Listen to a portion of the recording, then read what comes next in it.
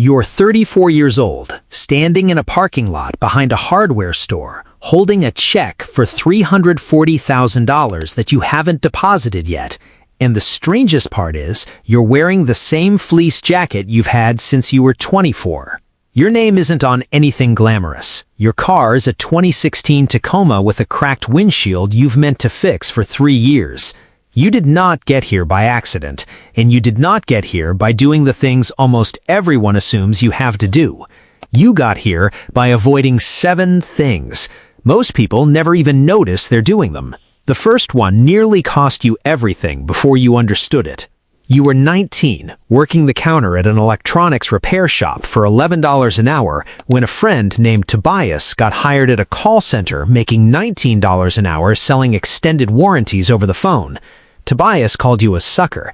He'd sit across from you at diners and do the math out loud, how much more he was making per hour, per week, per year, like the spreadsheet in his head was the whole conversation.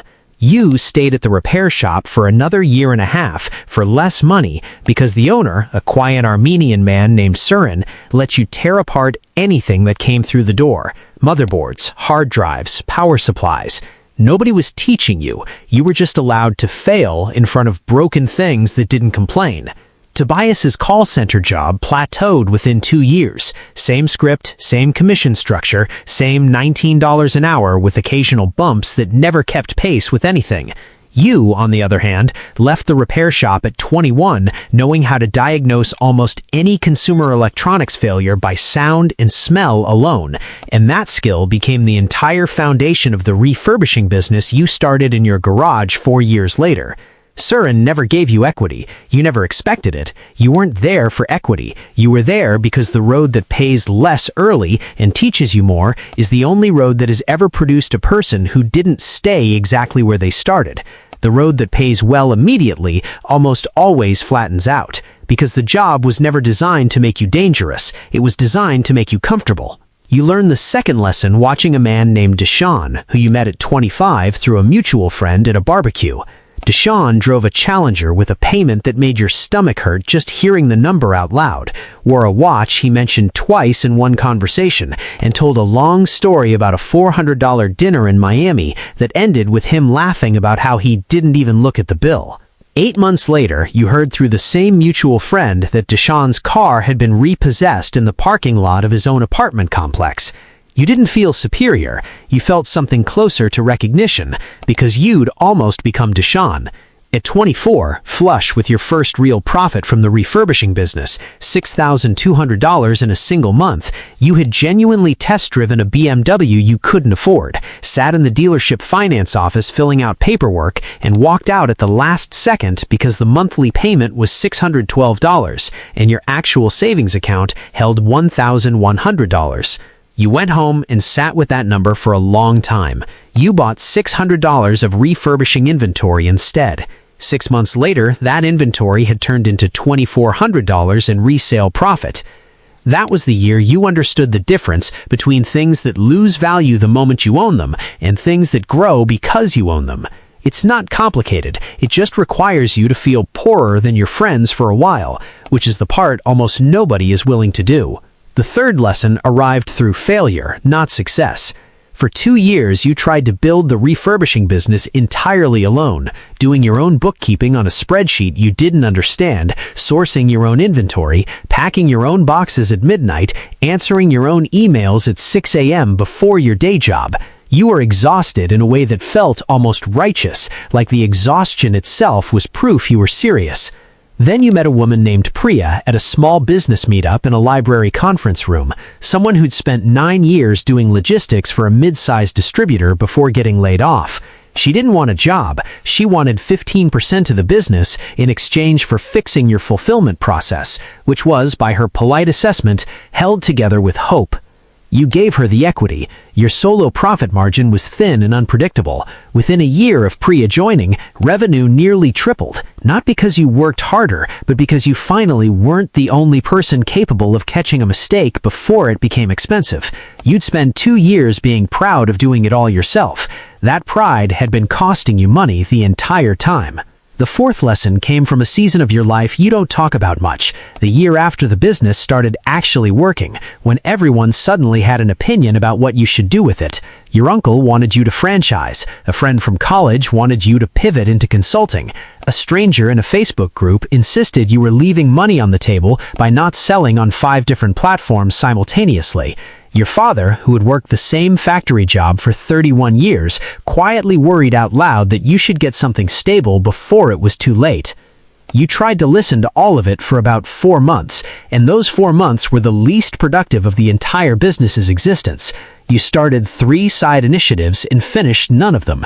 You'd stay up till 1 a.m. reading forum threads from strangers with usernames instead of faces, absorbing advice that had nothing to do with your actual goal, until your brain felt like a hallway with too many doors open at once. What ended it was a single conversation with Priya, who asked you a question nobody else had bothered to ask.